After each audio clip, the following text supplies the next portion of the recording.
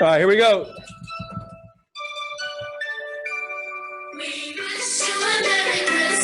We wish. Come on, Suzi.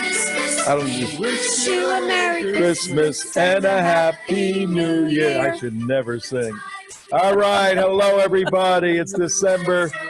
What's Christmas? December 25th. Merry Christmas, everybody. Merry Christmas. Merry. Cut the music out. Cut the music. I want to say a merry and a meaningful Christmas. How nice for my Jewish co-host. That's what we're going to talk about today. Merry Christmas, everybody. But are we Merry Memorex? and blessed Christmas? Blessed. I like that. Are we Memorex or are we live? That's the question. Should we tell the folks? You could tell them whatever you want. You're the Top host. secret. Top secret. You figure out. Oh, yeah, we got to put our tree Christmas out. Tree right here. Yeah. Wait, a little bit of Charlie Brown Christmas. We're gonna have a good time today, and just I'm gonna read the Christmas story. We're gonna talk about it because we go to Israel a lot, and we've been to like all these places. That's pretty cool. But well, we won't tell you if we tape this. Look at this thing's right in my face. If we tape this show so we can be with our families. Everybody wants to see your face. I do have a family. I have a couple of dogs. I have a family. I have 7 cats. No, really? You don't. I do. I'll tell you that story one day when you ask. Not in my house, though, but I'll tell you that story another time. Well, this may be a good Christmas. Do they live? Do they survive? Or well, can I tell you how it happened? Sure. It started where a little cat came to my back door, and she just stood there, and she turned her head to the side. She was very professional. A professional beggar cat. Because her head was to the side, and I was eating chicken in the kitchen. So I saw her, and I came out, and I gave her chicken. Well, of course, you feed a cat chicken, they come back for more chicken. That's the way it works. More chicken. So I bought cat food. You give people $600, they come back for more. They come back for more. Next thing I know, she came with her 5 kittens and papa. But there is a wonderful organization. Oh, the old man came too? Old man came too. 5 little kittens. And you put him in a manger. But there is a manger. This is important. And rested his head. This is important. Send me the pic you showed me the other day, and I'll put it up. Okay. I'll send that to you. But anyway, this is hysterical because there is an organization they're called Community Cats. It's a nonprofit organization. And what they do is they come out and they, for free, you give them a donation. They will fix the cats, give them their shots, and they snip their ears. So anybody who sees the cats knows that if they have a snipped ear, they've been taken care of. So this is what I'm going to send this to Mark. This is really fun. But no, I didn't know they snipped the ears. So they snipped the ears so everybody knows that they were taken care of, that they were fixed and given shots, and they become a community cat. Meaning, I have the authority to feed those cats or anybody else. Sometimes there's other feeders, but it's the community that's interesting. Says. Get rid of those cats because they're annoying. You know, I see them in the street and I don't like cats. They're not allowed by law to get rid of those, move, God forbid, kill them, but move them or whatever they have in their mind to do. They're not allowed. They become a community cat. And I've taken on that responsibility because it's one of God's creatures. And I've taken on that responsibility. That's a nice Christmas story. I do. I took it on and you know that it's in the Bible that if you have a pet, you're supposed to feed your pet first before you eat. It's in the Torah. Yeah, I'm learning something every day. Yes. That's not what my trainer told me, that the master comes first. Really? The master comes. Your trainer. Yeah, of her nutcase dog. My chucklehead. Yeah. My chucklehead. Yeah. All right, look, Tom Trento here on a beautiful Friday Christmas. And it is rent o'clock today on WNN 1470 95.3. We're on iHeartRadio. You can listen. What we want you to do, because it's 9 o'clock in the morning, a little bit after 9 o'clock, we want you to listen as you're preparing your Christmas dinner, or in Suzi's case, as you're looking online to find kosher. There's my pussycats. Kosher. This is what I see in the morning. I get up, it's dark. Look at that. It looks like Halloween. You have glowing eyes. You have reinforced. These are the 5 babies. You have waiting for breakfast. You have reinforced my complete disdain for felines. Oh, that's horrible. Isn't that? They're so scary. funny. Problem is, you don't feed them; they all attack your neck and scratch you. You need to be watching on the United West. There's a picture of weird. It looks like a horror movie. Bottom of the door, these things looking up with soulless eyes. They have no souls. Look at them, empty eyes. Those are the kittens? Those are the kittens. So the mama isn't there and the papa isn't there. Very interesting because the kittens eat first, then the mama, and then the papa eats last. Really? Or every day, breakfast and That's dinner. weird. Yeah. So What if you don't feed them? What happens? I don't even want to think about it. I guess they go in now they're really not gonna be happy professional. if you They don't go feed them. somewhere else. I don't know, Look but at you, I took on that responsibility, so I will. Look at that. Those eyes. Now on what that I one. did there is I tried to, how you have red eyes and you could take it out, red eyes on your camera on your right, you could take it out, your red eye. So I tried to take out the white eye, but it didn't work, Right. on the camera. Well, I got a question for you. So you used to have a problem with what are those things called? Those Iguanas. Iguanas. Yeah. Oh. Well, now I don't have iguanas, and also they get rid of the mice or rats. So no iguana problem. Did they get rid I of have the not had iguana iguanas? problems. I haven't you had them. went Probably through get rid of them, everything to get scare rid of them your away. iguanas. Iguanas aren't Yeah. very brave. Yeah, so it took 7 cats to get rid of one iguana. Here on Still the cheaper. SPCA, is it SPLC? What is ASPC. ASPCA. Yeah. ASPCA hour on Christmas? We're taking care of pets. I guess that's a good thing to do on. Well, it's cheaper than Well, my chucklehead gets all the bugs that crawl across the floor. Well, I had my dad down in Alabama. wait. I'm going to pursue Mary's. All right, go ahead. Your dog's name is Chucklehead. Oh no, that's not his name. Oh, That's the name the trainer gave him. What is his? Why Chucklehead? What is his given name at birth? Sammy. Sammy is his name. You have a picture? Why don't you send us a picture? Sammy. We'll put Well, it I've up. sent a picture to you guys. I'll have to send another one.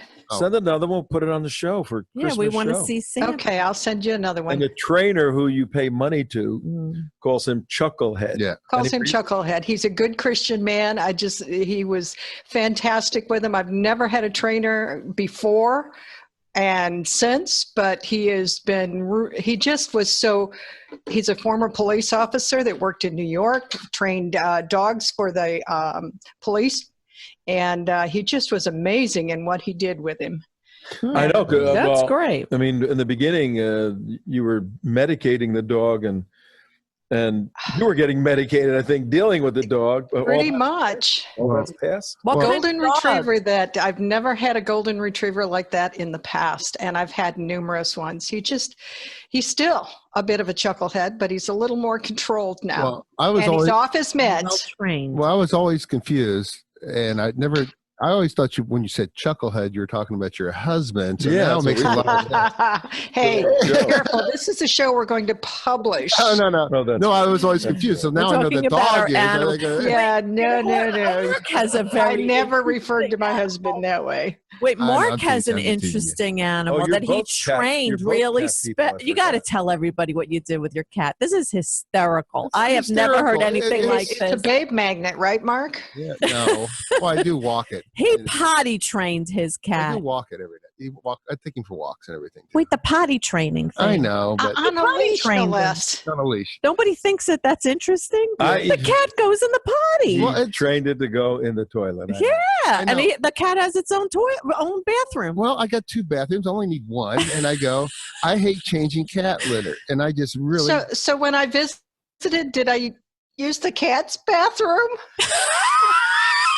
You'll never know the Did difference. you make Mary use the cat's bed? What's the name of the cat? Oh my gosh. He's clean. He doesn't Okay, have we have anything. lost the show. Wait, what's his name? Cat? Cat. Mark has an apartment with 2 bedrooms, and we have guests stay there. Right. It's Mark. No more. I don't think any more guests are going to stay there ever again because it has its own bathroom for the cat now. But Mary stayed there at one point. A lot of people stay there, and I don't know. He doesn't Maybe touch it. He just maybe they won't be staying in the future. Who knows? Mark Alaga. Yeah. Mar-a-Lago. It's actually on the same street that Mar-a-Lago is, just down the street a couple of miles.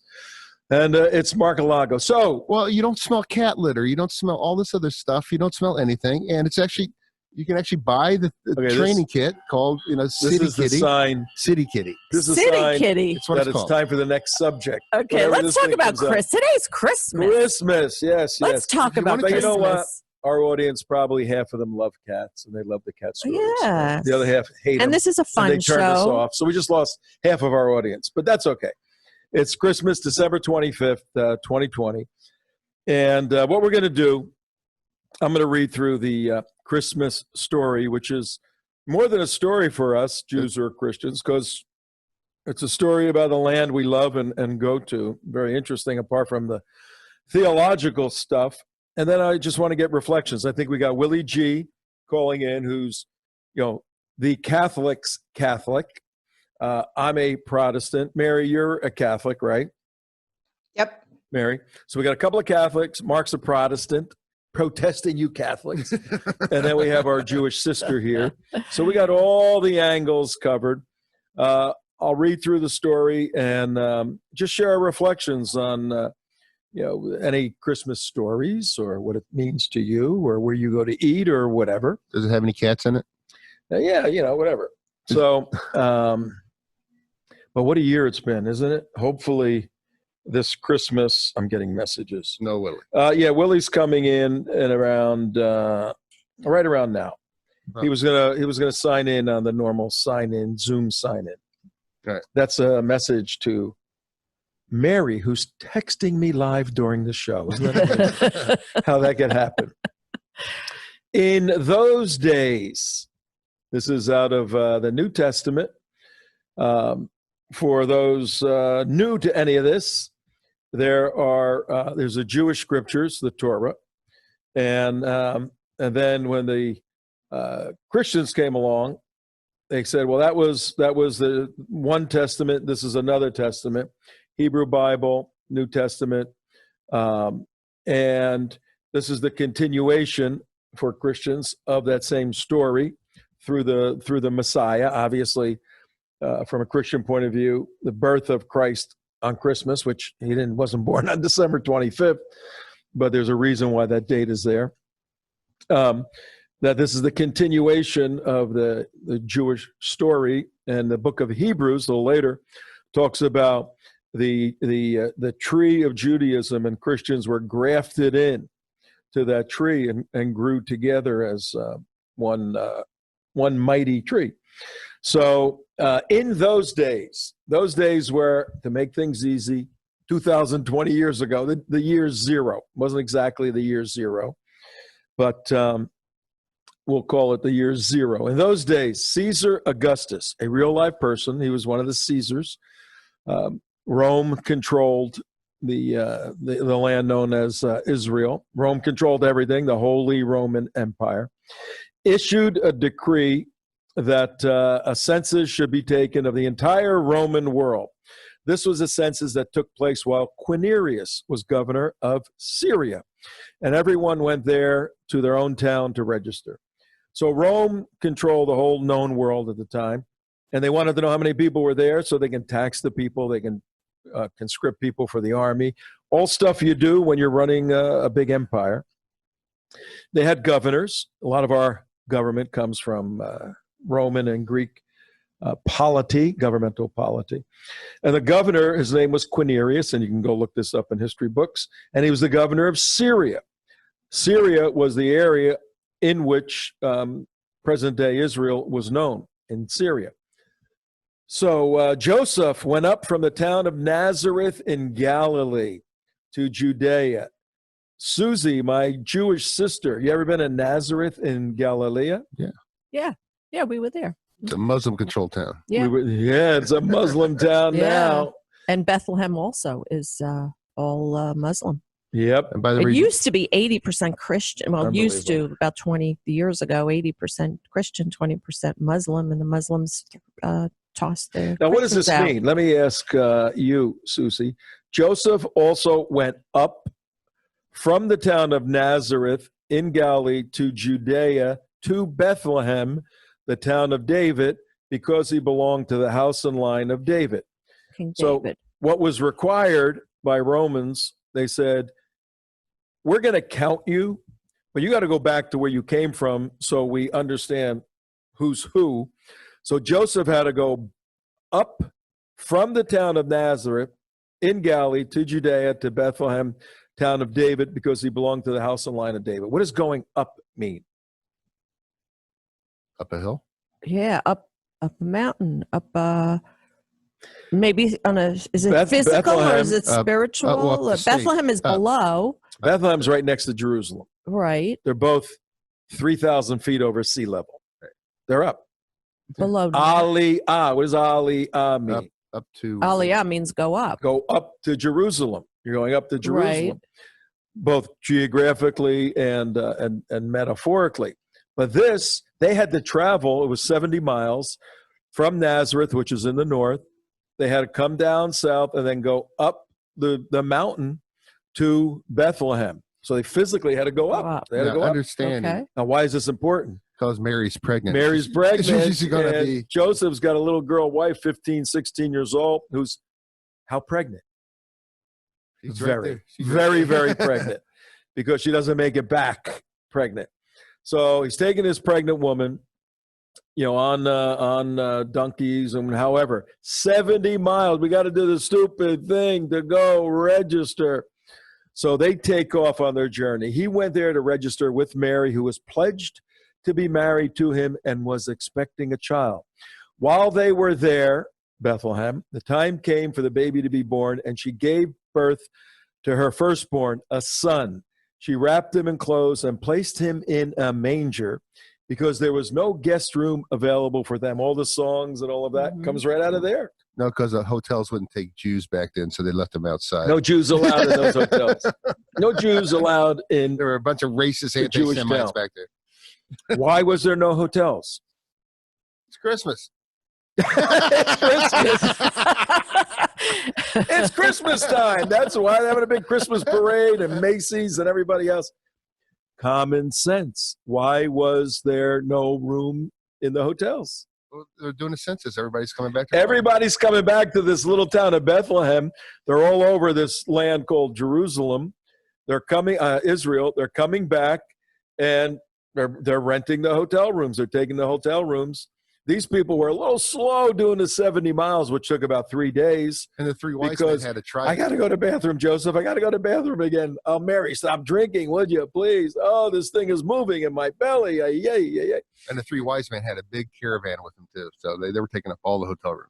So, so they wrapped a baby in clothes lying in a manger. Has anyone been in the church in Bethlehem where supposedly, historically, the manger was? We got Willy G with us. Hey, he just popped Willy in. G. G-Man, what's up? Yeah, unmute his video. He's wearing, you have to unmute. Unmute, Yeah. Willy He's G. wearing his Jerusalem hat, too. Oh, you got your Jerusalem hat on. Perfect. I just sent you a couple of pictures from my trip to Bethlehem when we exchanged my referee basketball camp hat at that one incredible church there. Excuse me, the gift shop in Bethlehem. That's a great story. You got to send him to J Mark. Text him to J Mark. Yeah, I'll put him up. Well, I just emailed them to both of you guys. Oh, There's you two did? pictures, and this is the hat that I got there a year and a half ago when we were on our trip almost 2 years ago. Oh, wow. All right, we're going to find them. If why don't you text them to Mark? I got him. You got him? Okay. What we're doing, Willie, and we got Willie on because he's gonna share some of his thoughts on Christmas. I'm going through the Christmas story, talking about this long ride that Joseph and his little wife-to-be took 70 miles from Nazareth all the way up the mountain to Bethlehem. So when we were there, you took off. You wanted to see Bethlehem. Who went? Did Eddie go with you? I think Eddie went with you, right? We had the last day because mostly everybody went back on Monday, so I had Tuesday off, and Eddie LeBlanc said, Willie, let's go to Bethlehem. So I spent the entire day with him and mostly praying just to endure a whole day with him, but it was hysterical. We That's our buddy had the Eddie. best time. I got to see so many things, and we had a phenomenal taxi driver who introduced us to a tour guide there and showed us everything. So it was an amazing day for me to finish off our incredible 11-day trip with that. Did you go to the church in Bethlehem? Yeah, the nativity where Yeah. Jesus was born, the manger and everything. Yeah. Touched the little star there, took pictures. And Did you go down it and was touch the stone? Oh, yeah. Oh, wow. Nice. Mark, you haven't been there because we haven't taken our national security tours there. I went there. You ever been to Church of the Nativity? No. It's pretty wild. I went with, we took the Sorbos last year. Same year, I think 19. We did the national security trip. Then a month later, I went back with the Sorbos. And that was a Christian-oriented trip. And I had never been. I've never been on a Christian-oriented trip, interestingly enough. But we went to the Church of the Nativity. And I've got great pictures. I may send them. And it's cool. You go down in this one little area, and it's like going into a fireplace almost, where the stone is, which was the place where the manger was. Pretty good historical validation for that. What did you think when you went there? What was going through? You're a Catholic's Catholic. I mean, you are what it is to be Catholic. What did you think when you were there? It was the first time I'd ever been. Here I was almost 60. I was 61 years old, and just to see all this, and the tour guide that took us in, he just kept waving to all the other people, and they let us in, in front of everybody. So we didn't have to wait in line. And he put us in. There's a picture there, Mark showing, and I'm wearing the same Jerusalem hat on here. And I signed my referee camp hat and put it up there. So it was pretty funny. The entire staff came out there, and we had a great conversation. They had a kid that was about 6'8" that played on the Israeli national basketball team. So he came out and spoke to me, spoke perfect English, and we were talking basketball for like 20 minutes. But getting back to Bethlehem and all, within 3 hours, I got to see where Jesus was born. I got to see where he was crucified and died, and I got to see where he resurrected on the third day.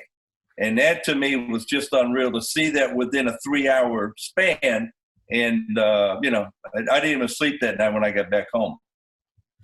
Yeah, for a Christian, it really is moving. I've been a Christian a long time. And when we went there in the church, and that's a church, I think you mentioned earlier, Suzi, Bethlehem used to be 100% Christian, and now it's 20% Christian. The Muslims took it over. And tortured the Christians. Tortured the Christians are doing it. We went to on our trip with the Sorbos, we went to a Christian store, like a tourist store. And they said there's security guards and everything. They have to be real careful. But the family's been there 500 years, so they're not going to move. And they're just dealing with all the oppression from the Muslims there. Though Netanyahu and the Netanyahu government takes care of the Christians there extremely well. And these are Arab Christians that are there. All right, well, we're going to continue with the story, Willie. So right now, the baby was just born. Little baby was born, wrapped in clothing, wrapped in a towel. And there were shepherds living out in the fields nearby. Did you go out to the fields by the Church of the Nativity? We went to that church. It's called the Shepherds something or other. Eddie took a bunch of pictures. There was a big tour group that was in there. And you know how the harmonica sounds, the acoustics in those little churches. So here's this whole entire group, quiet as can be. And I start playing a harmonica, and it's just the acoustics there. It was just amazing. Really, really This is very cool because the Church of the Nativity, where they built the church over the manger, the church is very big. I mean, it's a very large church. Then you go to the field where the shepherds are. It's a chapel, very small chapel. Yeah. When I was there, there's maybe 30 people inside, and some lady just starts singing. It's got like a dome top, and the acoustics were, and then everybody starts singing, and it was amazing. So you played your harmonica in there, right? it was just amazing. It really was, and everybody appreciated it. And there was so many people from different walks of life, all different countries. So I remember these French ladies coming up, and I was talking to them about the harmonica and all, just like we did with Todd Staten. We went to all those churches, and he's got a great voice, and we played Amazing Grace and what have you. So, but it was beautiful, really. It was that Church of the Shepherds out in the field. That was really beautiful. Really enjoyed that. Now we're planning on going back to Israel in June or July of 2021, given that the Wuhan gets under control. But and everyone listening on this Christmas 2020, contact us at theunitedwest.org. Contact us. We'll send you all the information. If you're Jewish, obviously you belong in Israel to see your whole heritage and everything. If you're a Christian, you belong in Israel. And, on our national security trips, we go to the more prominent sites. Bethlehem's usually a little tricky because it's a Muslim-controlled town. But we may be able to work that in at some point or have a side trip for the Christians that want to go there. But let's continue with the story on this Christmas. So now you and I know, because we've been there, the geography. You go out to the field where the chapel is now. It wasn't there then, but then it was just a field. So the shepherds were living out in the fields nearby, keeping watch over their flocks at night. That's where the chapel is now. An angel of the Lord appeared to them, and the glory of the Lord shone around them, and they were terrified. You figure, well, the angels used to run around all the time in Hebrew and Christian life. No, very scary stuff when something came at you that was supernatural. But the angel said to them, "Do not be afraid. I bring you good news." A lot of the hymns come out of this. "I bring you good news that will cause great joy for all you people. Today in the town of David, a Savior has been born to you. He is the Messiah, the Lord. This will be a sign to you. You'll find a baby wrapped in cloths and lying in a manger." So now, Mark, not yesterday, a couple of days ago, Saturn and Jupiter aligned? Yes. Saturn and Jupiter, last night. Well, a couple of nights ago, because it's Friday, Christmas, December 22nd. No, a couple of nights ago, yeah. Yeah. And we're on a different day, Willie. I'm on a different planet. He was you were on Uranus, I think, or one of those planets. Pluto. I got you. So, and a lot of people say on the alignment of those two planets a couple of days ago that could have been the Bethlehem star. That 800 years. Yeah, they're saying it happens once every 800 years. Every 800 years. So they say, well, that's the time during the solstice, the winter solstice, when they align exactly like that, happens every 800 years. So these shepherds are there. The angel says, everything you've been reading about and taught and all of that, well, it's finally come. Here it is. And they're going, huh? Suddenly a great company of the heavenly host appears with them, singing and praising, glory to God in the highest, and on earth, peace to those on whom his favor rests. That's been a million different hymns and Christmas songs. Verse 15, Luke chapter 2, when the angels had left them and gone into heaven, the shepherds said to one another, let's go to Bethlehem and see this thing that has happened, which the Lord has told us about. All right, Suzi. You're one of the shepherds. I think they had women. Did they have women shepherds back then?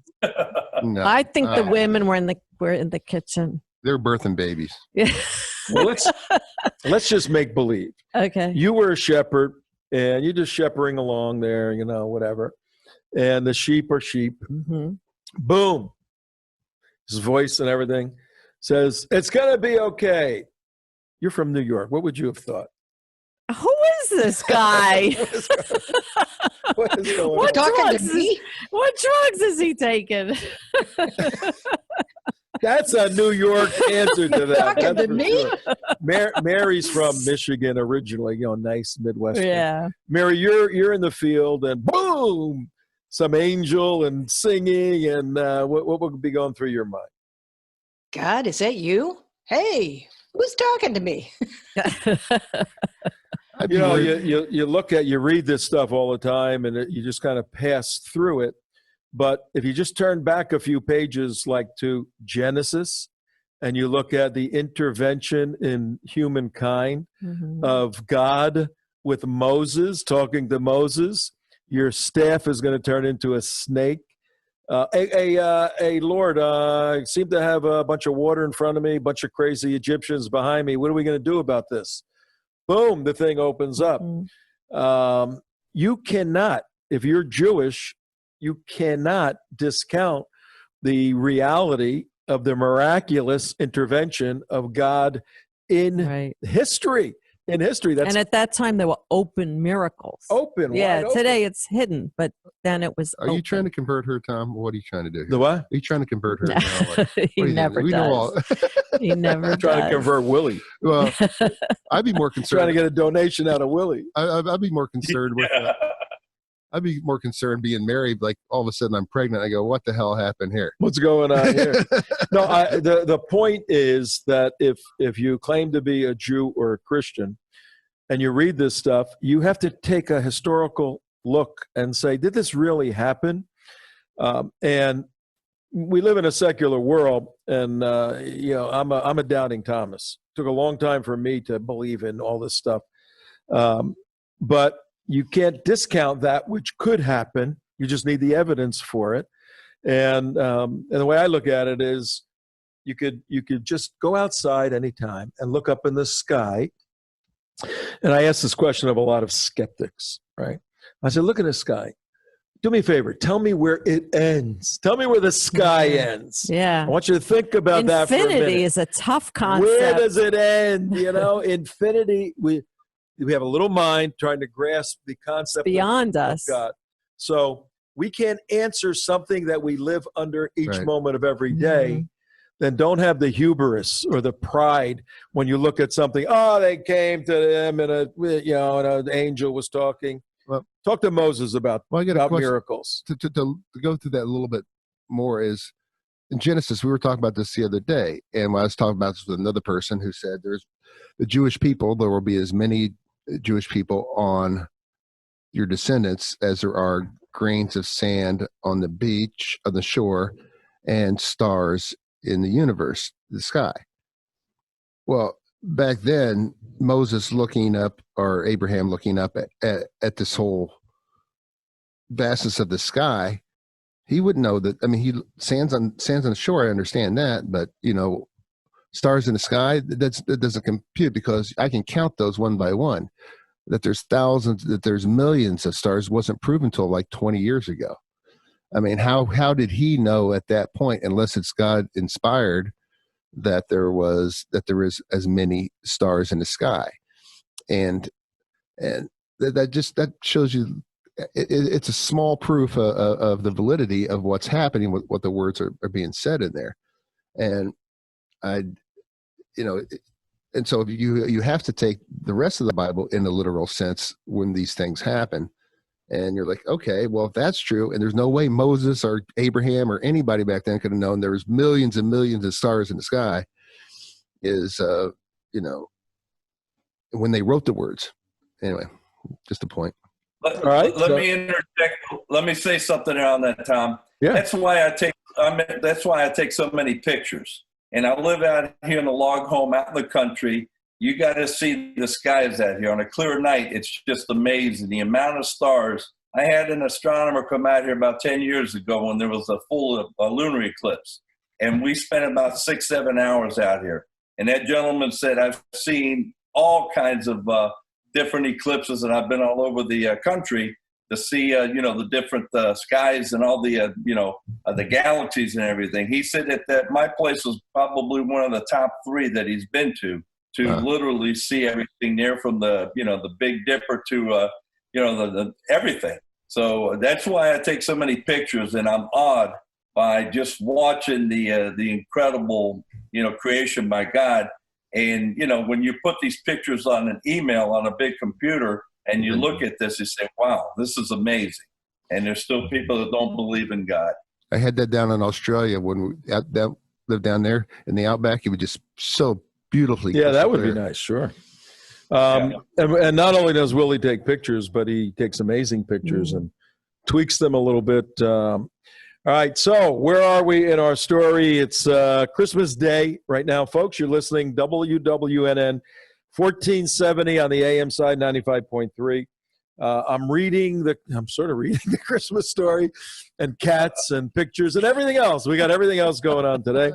Suzi Gold next to me right now, Jay Mark, and we got Willie and Mary up north. I'm going to get through this. Then I want each of you to kind of share your view on what Christmas means to you. Maybe a story as a little kid, or maybe just nothing, or maybe for Suzi, you got beat up by all the Christians when you were walking in front of the church. Who knows? Yeah, who knows what's going on? So the shepherds said, all right, let's go check this thing out in Bethlehem. So they hurried off. They found Mary and Joseph and the baby, because the word's getting out now, lying in the manger. When the shepherds, had seen him, they spread word concerning what they had been told about this children from the angels. And all who heard it were amazed at what the shepherds had said to them. But Mary, who's completely confused, treasured up all these things and pondered them in her heart.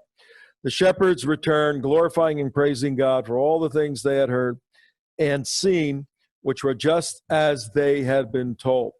They had been told it from the angels. And then as you get into the story more deeply, there's Hebrew prophecy about the Messiah.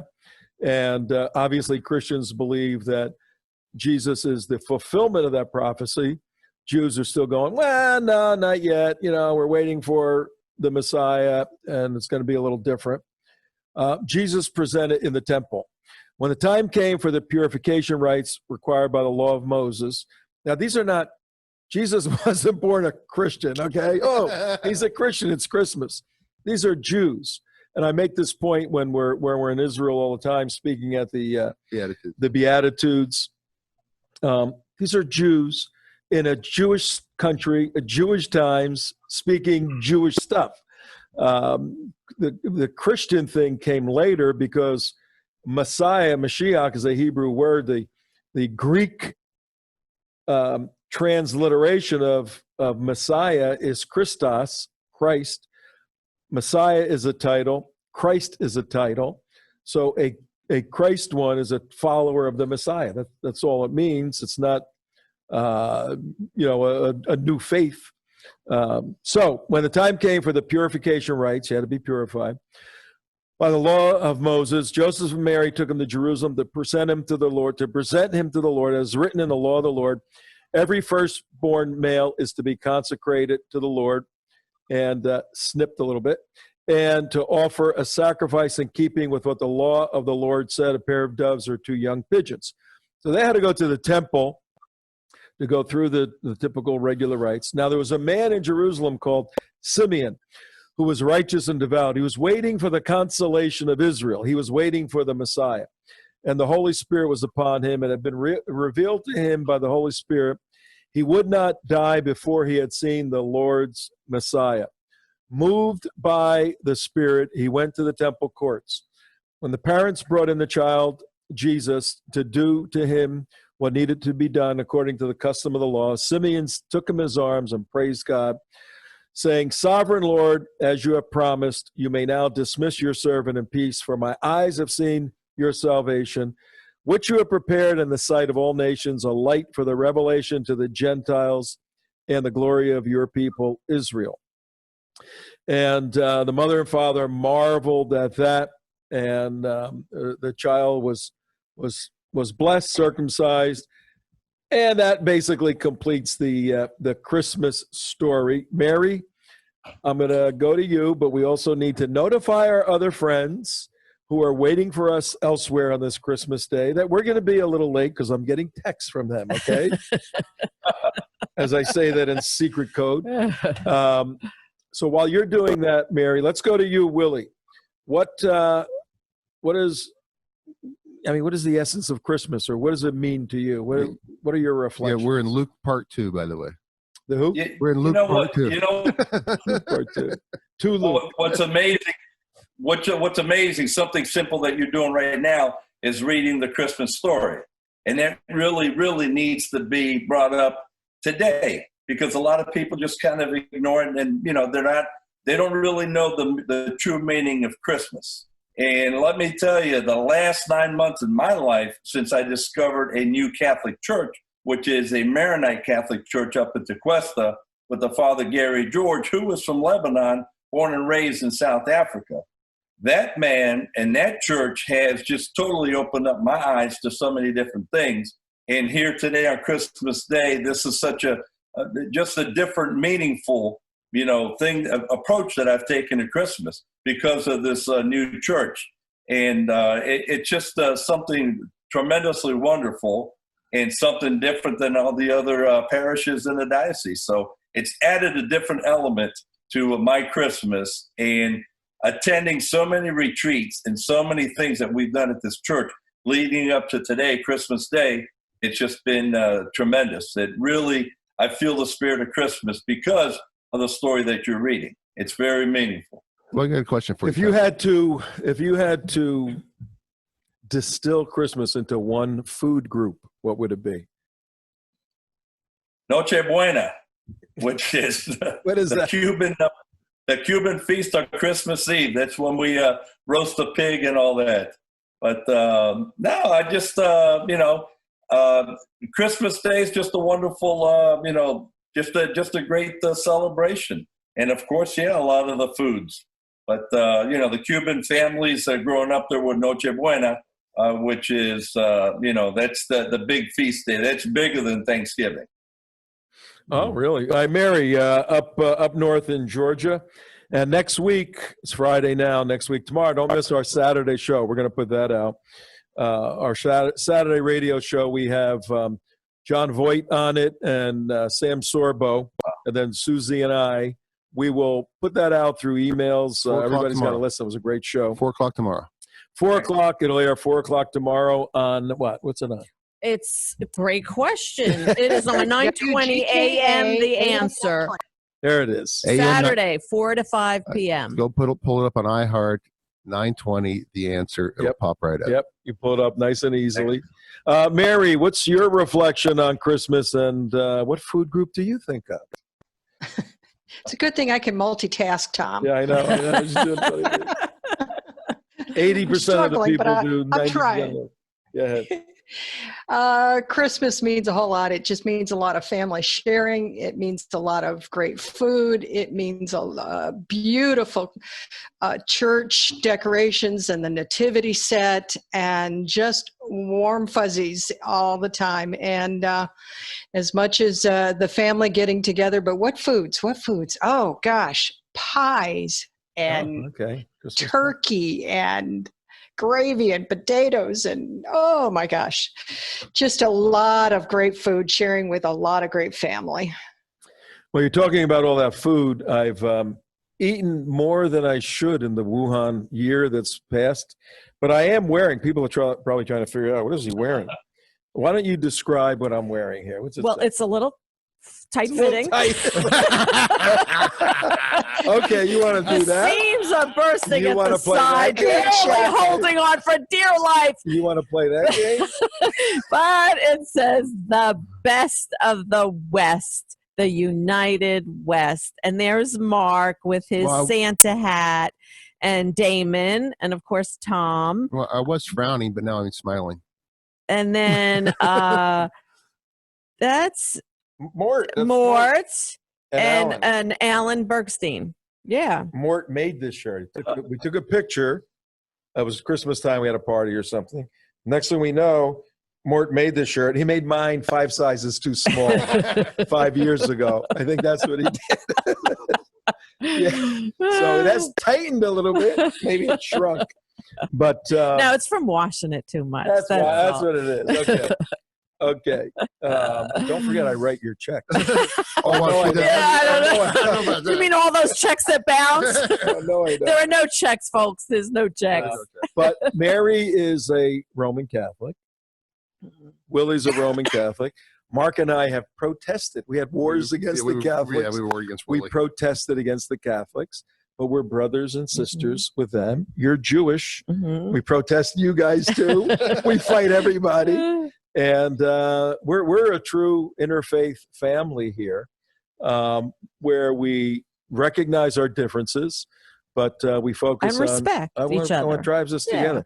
So before I go to Mark, your reflections on Christmas. Yeah, I have great memories as a child growing up. I grew up in a very Italian Jewish neighborhood in Queens, New York, and the church was located across from the Orthodox synagogue. So we were an observant community, whether you were Catholic or whether you were Jewish. Oh, it was very okay. observant.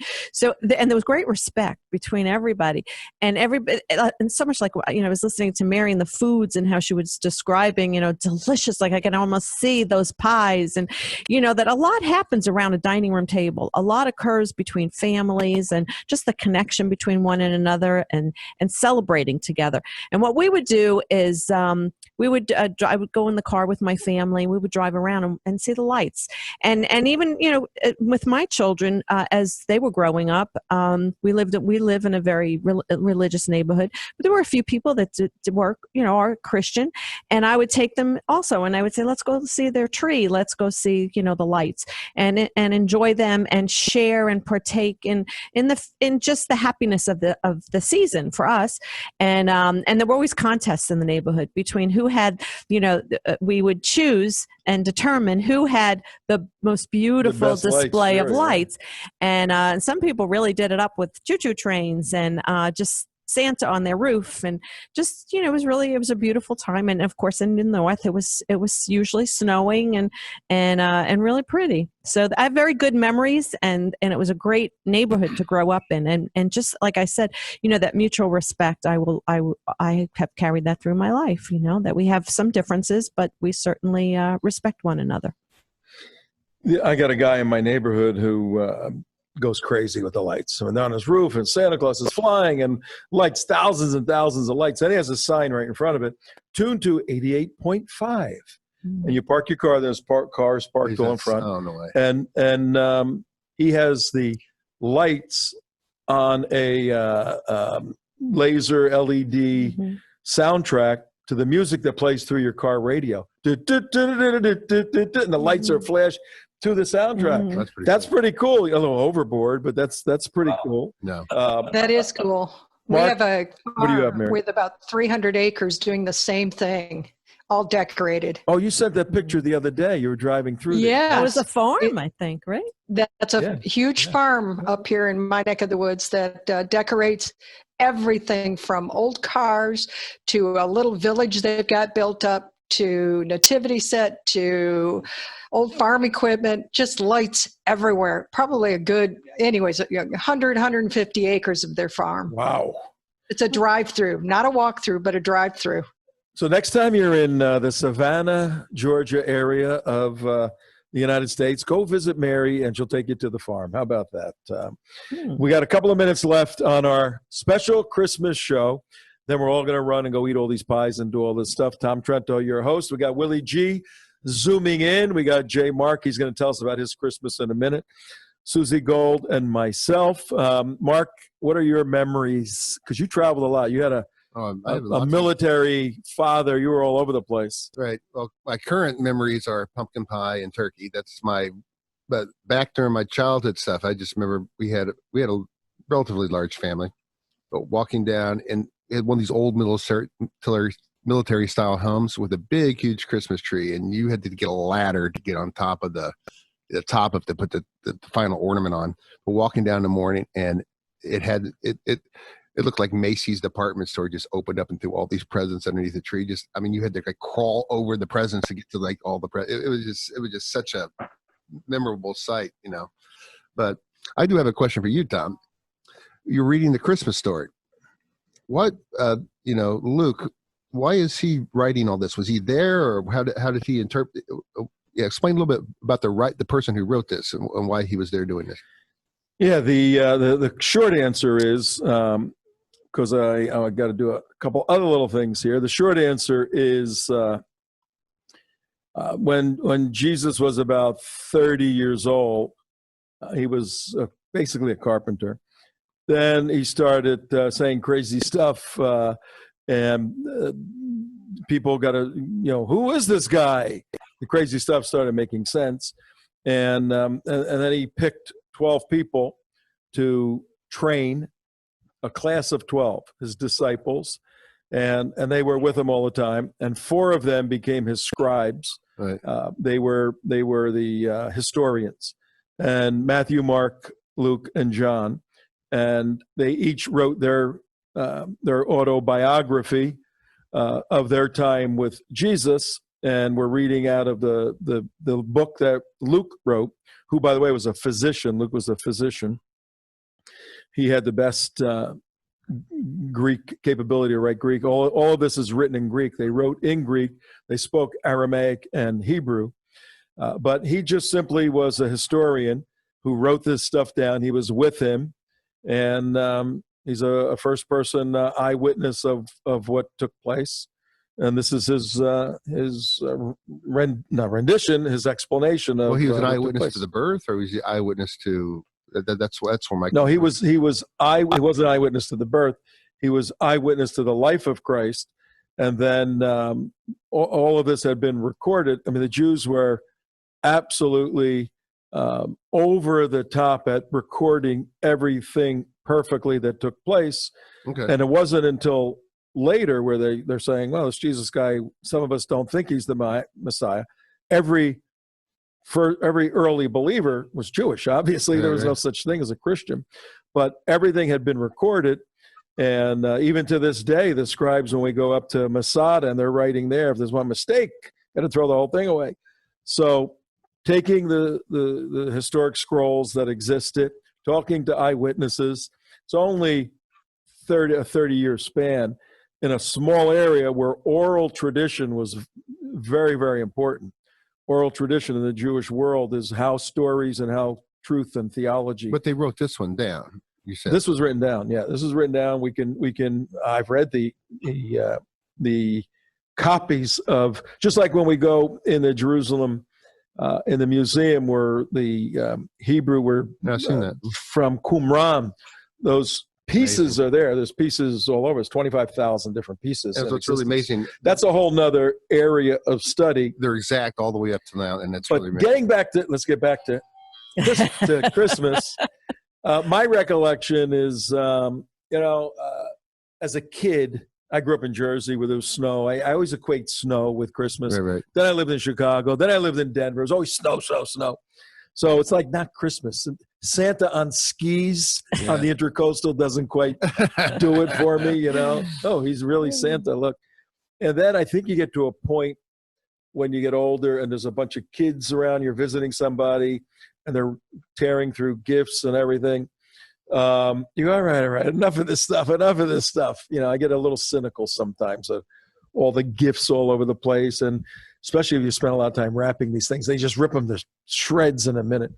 But obviously the meaning of the birth of the person I believe is the Messiah. That's the most critical part. But, and a family, I had a big Italian family and a lot of food, wine, food, fish. We had a lot of fish on Christmas. And very happy time. Now, it hasn't been so happy this Wuhan year. So I want everybody to go around. We got about 2 minutes left. So take 20, 30 seconds. Give us something positive for the people this Christmas season going into New Year's. Mary, something positive from you. There's what's positive? Let me think. Well, God is still on the throne, as Alveda King told us this past week, and I'm still a believer, and I will continue to be that way. All right, Willie G. I'll be celebrating on January 6th, and then tomorrow at around 5 o'clock, we're going to have close to 1,000 people greeting President Trump as he comes in, and he's going to be here for about 12 days, so we're going to be on Southern Boulevard with all the toys, all the trucks and everything, and I think it's going to be terrific. So I still believe, and I know for a fact that he won this election, and January 6th is going to be Christmas all over. Amen, Willie. All right. Susie. Yeah. Well, this season, and with today being Christmas and such a significant holiday, we can have a very meaningful day, and in knowing that God is in charge.